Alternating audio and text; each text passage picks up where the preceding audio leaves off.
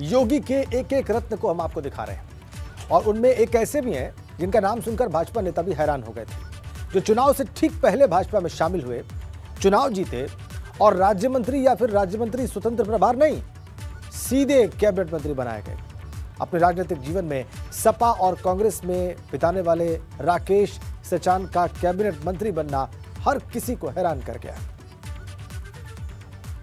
मैं राकेश सचान ईश्वर की शपथ लेता हूं कि मैं विधि द्वारा स्थापित भारत के संविधान के प्रति सच्ची श्रद्धा और निष्ठा रखूंगा। यूं तो कई चेहरे हैं जिन्होंने योगी के रत्न के तौर पर कैबिनेट में जगह बनाकर सबको चौंकाया, लेकिन सबसे ज्यादा अगर किसी चेहरे ने लोगों को हैरान कर दिया, वो नाम और चेहरा है राकेश सचान का।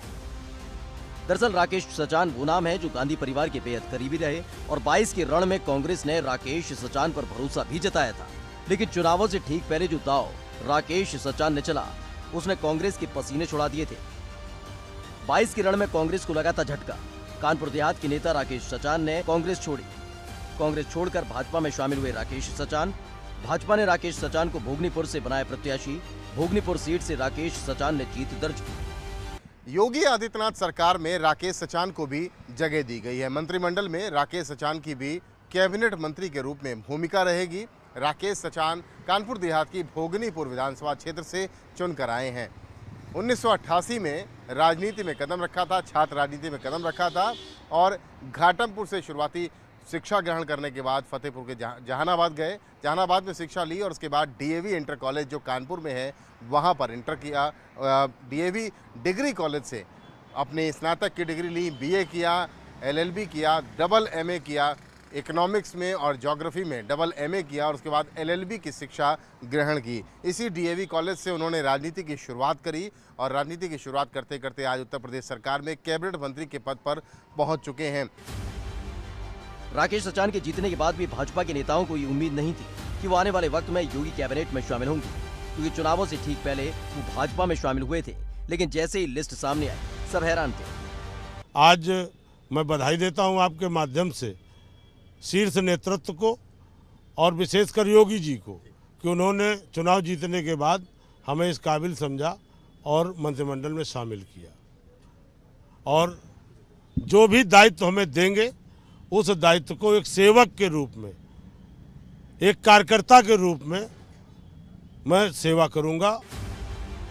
राकेश सचान को राज्य मंत्री या फिर राज्य मंत्री स्वतंत्र प्रभार नहीं बनाया गया, बल्कि सीधे कैबिनेट मंत्री बनाया गया है। भाजपा के इस बड़े दाव ने बड़े बड़े राजनीतिक पंडितों को चौंका दिया है। मैं राकेश सचान ईश्वर की शपथ लेता हूं।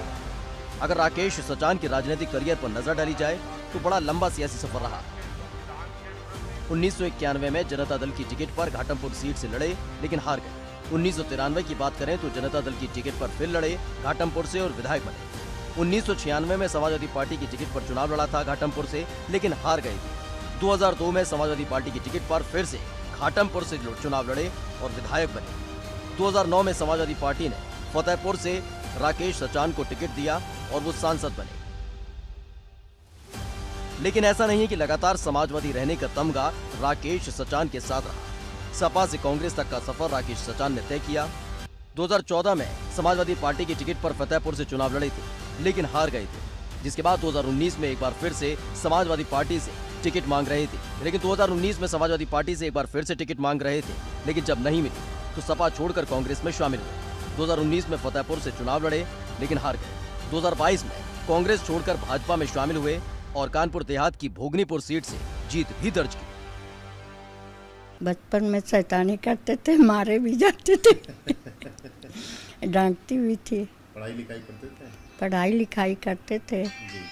ननियाल ज़्यादा भगते थे। अच्छा। पुखराया के पास गुड़गांव पड़ता है, तो चुपचाप भग जाते थे। अच्छा। आप लोग डांटती थी? हाँ, बहुत डांटते थे। 100 बैठ के भरवा लेते थे और ट्यूटर को छोड़ देते थे। अच्छा। वो कमरे में बंद रहता था, ये भाग जाते थे गांव। क्योंकि उनकी नीतियां जो थीं बहुत अच्छी थीं, इसलिए मैंने सहयोग किया। सबसे पहली बार उन्होंने जिला पंचायत सदस्य बनाया, अध्यक्ष बनाया।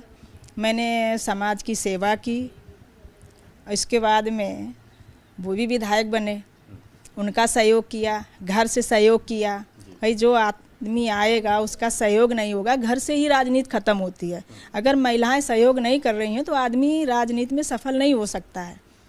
आज अगर इतने सफल हुए हैं तो कहीं ना कहीं आपका माताजी जी हाँ, हमारी सास का पूरा सहयोग रहा, दोनों ने मिलके राजनीति को बढ़ाया है। कभी दरअसल राकेश सचान का कैबिनेट में शामिल किया जाना इसलिए भी सबसे ज्यादा हैरान करने वाला है क्योंकि कभी भाजपा में न रहने वाले और चुनावों से ठीक पहले पार्टी ज्वाइन करने वाले राकेश सचान को सीधा कैबिनेट मंत्री बनाया गया है। यही वो फैसले हैं जो योगी आदित्यनाथ को सबसे अलग खड़ा करते हैं। एबीपी गंगा के लिए कानपुर से रतीश त्रिवेदी की रिपोर्ट।